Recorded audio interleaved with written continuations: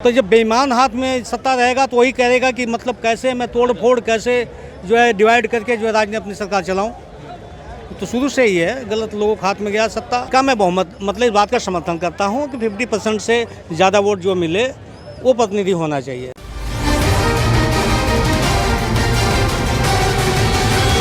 आप क्या मानते हैं लोकतंत्र में बहुमत की परिभाषा? बहुमत की परिभाषा वही है जो जन चुने हुए प्रतिनिधियों का जो एक बहुमत हो, बहुमत है।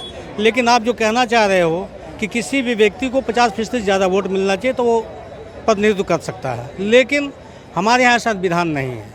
यदि सपोज करो वोट 1000 पड़ा, वो डिवाइड होकर 5 जगह हो गया। यदि 105 में पा गया 500 में, तब भी मैं जो है प्रतिनिधि चुन लिया गया। लेकिन केवल ये भारत में है, कुछ देशों में ऐसा है कि 50% से कम वोट पर माना ही नहीं जाता। जैसे अमेरिका वगैरह में है, यदि 50% से कम वोट पाया है तो दोबारा उसको चुनाव लड़ना पड़ता है। मतलब केवल राष्ट्रपति के लिए, जनप्रतिनिधि के लिए वहाँ भी नहीं ऐसा है, क्योंकि वहाँ आम जनता द्वारा राष्ट्रपति चुना जाता है और हमारे यहाँ ऐसा विधान नहीं है। हम देख रहे हैं कि मतलब कई तरीके के जो है संशोधन किए गए संविधान के अंदर, कानूनों के अंदर।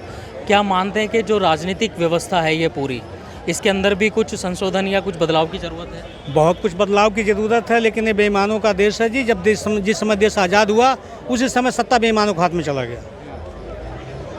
तो जब बेईमान हाथ में सत्ता रहेगा तो वही करेगा कि मतलब कैसे मैं तोड़ फोड़ कैसे जो है डिवाइड करके जो है राज्य में अपनी सरकार चलाऊं।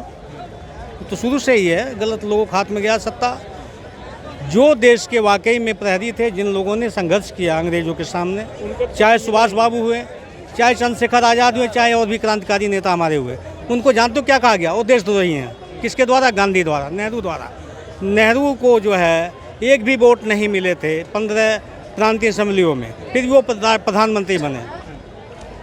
जबकि 12 वोट मिले थे इनको, पटेल जी को, वो नहीं बने। क्यों? गांधी नेहरू को चाहते थे। तो इसलिए देश तो बेईमानों के हाथ में गया। क्या कहोगे? इस देश में क्या अपेक्षा करोगे कि ईमानदार?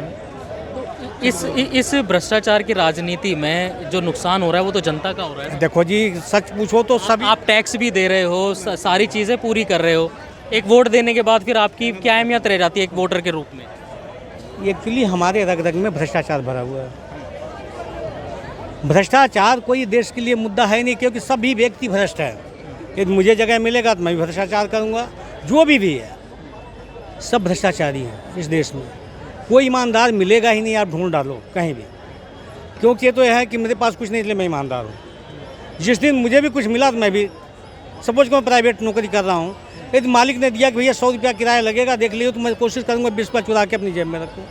क्योंकि भ्रष्टाचार, जब तक परमात्मा के यहाँ से इसके अंदर अध्यात्म नहीं आएगा तब तक वो आदमी भ्रष्ट ही रहेगा। सब बात राजनीति और भ्रष्टाचार, राजनीति और मतलब धर्मतंत्र और राजनीति, लोग कहते हैं अलग अलग होना चाहिए था। जब तक राजनीति धर्म से नहीं जुड़ेगा तब तक कुछ नहीं हो सकता इस देश में। अच्छा सर, ये सत्यदेव चौधरी साहब हैं, सत्य बहुमत पार्टी के राष्ट्रीय अध्यक्ष हैं। वो इस मुद्दे को लेकर के चल रहे हैं कि कुल वोट से जो है जनता के बहुमत से सरकार बने। आप उनके इस जो ख्याल है उनका, जो उनका ये विचार है, कितने सहमत हैं? उनके ख्याल बेहतर हैं, लेकिन हम क्या कहें, आज हमारा दिल्ली का मुखिया बंद है जेल में। ये कहता था, कसम खा कहता हूँ बच्चों की कसम, मकान नहीं लूँगा, गाड़ी नहीं लूँगा, कांग्रेस से नहीं मिलूँगा, कांग्रेस की भ्रष्टाचारी, मतलब जो भी पार्टी सब भ्रष्टाचारी हैं। आज सत्ता में आते उसके लिए सब ईमानदार हो गए। कांग्रेस के गाड़ी भी लिया, घर भी लिया, तो सबसे बड़ा भ्रष्टाचार मैं किसको कहूँ? आज सत्यदेव जी कह रहे हैं कि जी हम आएंगे, ऐसा करेंगे, लेकिन हो सकता आने के बाद वो भी वैसे हो जाए, क्या कहा जाए? नहीं, उनके तो विचार ही अलग है ना, उनको हार जीत से कोई लेना देना नहीं। इसके भी तो विचार अलग। मतलब इसका मैं बहुमत मतलब इस बात का समर्थन करता हूँ कि 50% से ज़्यादा वोट जो मिले वो प्रतिनिधि होना चाहिए, लेकिन इसके लिए 2 दलीय व्यवस्था करनी पड़ेगी और कोई रास्ता नहीं है। जब 2 दलीय व्यवस्था होगी जब हो पाएगा, नहीं हो सकता। बहुदलीय व्यवस्था में नहीं। तो मानते हैं आपके राजनीतिक व्यवस्था में भी बदलाव की जरूरत है? बहुत ज़्यादा ज़रूरत है।